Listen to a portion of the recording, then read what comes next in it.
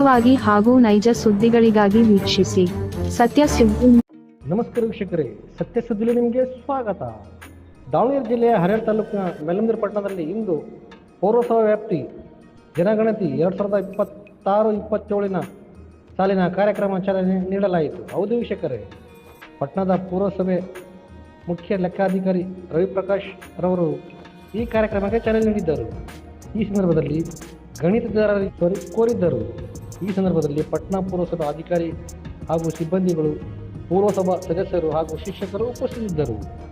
ವರದಿ ಸೈಯದ್ ಇರ್ಫಾನ್, ಸತ್ಯ ಸುದ್ದಿ ನ್ಯೂಸ್ ಕನ್ನಡ, ಮಲೆಬೆನ್ನೂರು.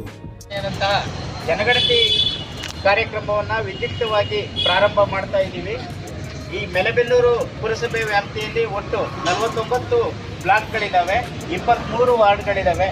ಎಲ್ಲ ಇಲ್ಲಿ ಇರ್ತಕ್ಕಂಥ ಎಲ್ಲ ಸೂಪರ್ವೈಸರ್ಸ್ಗಳಿಗೂ ಹಾಗೂ ಎನ್ಯುಮರೇಟರ್ಸ್ಗೂ ಕೂಡ ಈ ಜನಗಣತಿ ಒಂದು ಕಾರ್ಯಕ್ರಮಕ್ಕೆ ಎಲ್ರಿಗೂ ಸ್ವಾಗತವನ್ನು ಕೊಡ್ತಾ ಇದ್ದೀನಿ.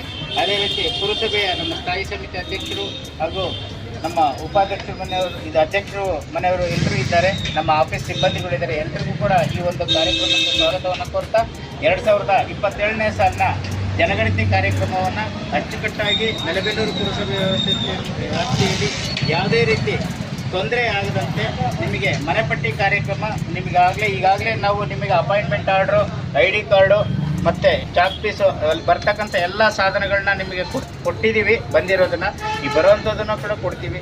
ಏನಾದರೂ ಡೌಟ್ಸ್ ಇತ್ತು ಅಂತಂದರೆ ನಿಮ್ಮ ಮೇಲ್ವಿಚಾರಕರಿಂದ ಮಾಹಿತಿ ಪಡ್ಕೊಂಡು ಅವರಿಗೆ ಯಾವುದೇ ತಪ್ಪಾಗದಂಗೆ ಜನಗಣತಿಯನ್ನು ಪ್ರಾರಂಭ ಮಾಡಿ ಅಂತ ಹೇಳ್ತಾ ಈ ಒಂದು ಕಾರ್ಯಕ್ರಮದಲ್ಲಿ ನಾವು ಎಲ್ರಿಗೂ ಶುಭಾಶಯಗಳನ್ನ ಕೊಡ್ತಾ ಎಲ್ಲರೂ ಕೂಡ ನಿಮಗೆ ಅಲರ್ಟ್ ಆಗಿರ್ತಕ್ಕಂಥ ಬ್ಲಾಕ್ನಲ್ಲಿ ವ್ಯವಸ್ಥಿತವಾಗಿ ಅಚ್ಚುಕಟ್ಟಾಗಿ ಜನಗಣತಿಯನ್ನು ಪ್ರಾರಂಭ ಮಾಡಿ ಅಂತ ಹೇಳಿ ಮತ್ತೊಮ್ಮೆ ಎಲ್ರಿಗೂ ಕೂಡ ಮನವಿ ಮಾಡಿಕೊಡ್ತಾ ತಾವು ತಮ್ಮ ಕಾರ್ಯಕ್ರಮವನ್ನು ಪ್ರಾರಂಭ ಮಾಡಲಿಕ್ಕೆ ಇಲ್ಲಿಂದನೇ ನಿರ್ದಿಷ್ಟವಾಗಿ ನಮ್ಮ ಪುರಸಭೆ ಅಧ್ಯಕ್ಷರು, ಉಪಾಧ್ಯಕ್ಷರು ಎಲ್ಲರೂ ಪರವಾಗಿ ಚಾಲನೆಯನ್ನು ನೀಡ್ತಾ ಇದ್ದೀವಿ.